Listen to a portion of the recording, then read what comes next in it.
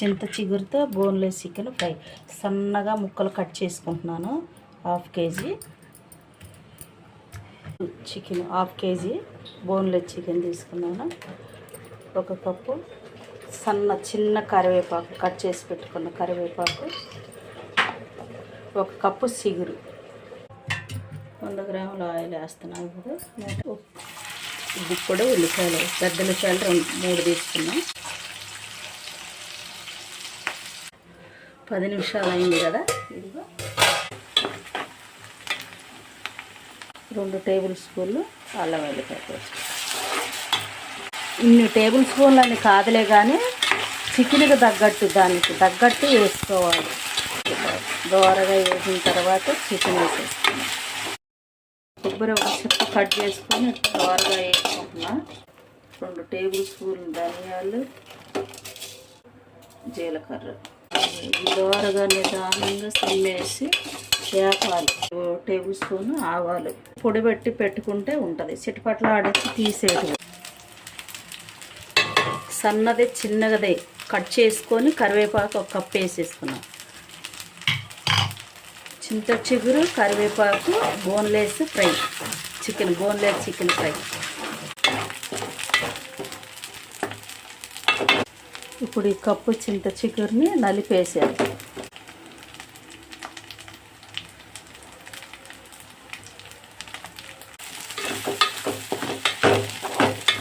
ఇది ఒక 2 నిమిషాలు ఆగిన తర్వాత మూత వేసుకుందాం.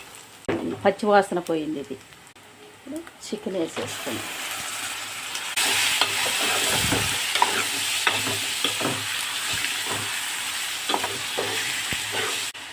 మూత వేసేసి 5 నిమిషాలు ఆగి. 5 నిమిషాలు అయింది కదా. రుచికి సరిపడా సాల్ట్,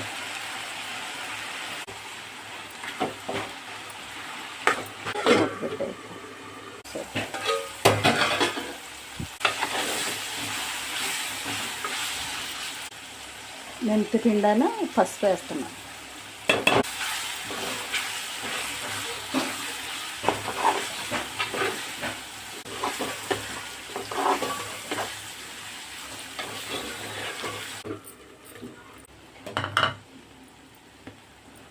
కారం చూసేసుకోండి. ఒకళ్ళ దగ్గర మంట కారం ఉంటుంది, ఒకళ్ళ దగ్గర ఏమో మంట లేని కారం ఉంటుంది. నేను పచ్చిమిరపకాయలు 4 వేసాను కదా, కారం తగ్గించే వేసాను.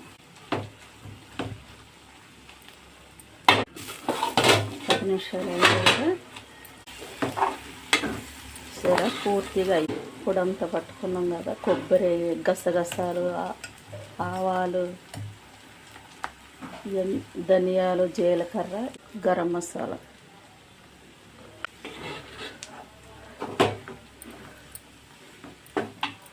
పూర్తిగా అయ్యింది. ఇప్పుడు కొత్తిమీర వేసి జల్లేసి దించేయటం.